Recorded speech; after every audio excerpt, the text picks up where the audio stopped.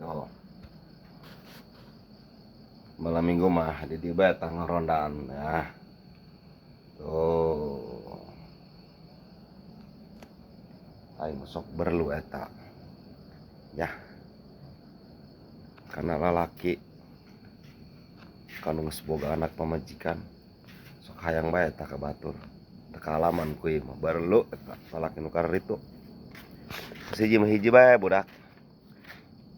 Pamajikan moal beak eta hiji ge moal. Ulah sok hayang loba laga. Demi moal beak. Eta mah teu cukup hiji. Ayo belen dulu nu leem hayang bae eta ka batur. Berlu amat. Ieu mah resep teh nu karitu. Ulah wau jeung ieu nu karitu teh ulah. Nanaonan hiji ge teh beak. Ulah sok meuni hayang sagala kukuman maneh. Ajupan eta duit dibagi-bagi ngabohongan pamajikan bae nu di imah nya. Ya ku hayang ulin kaluar. Pan eta buka seubeuh.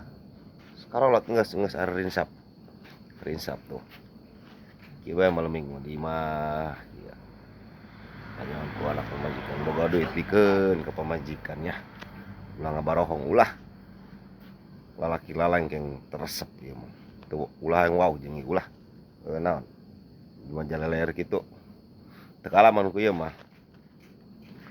Ieu benar lamun hayang tamu doang batur geus aing hayang bae tayang loba laga.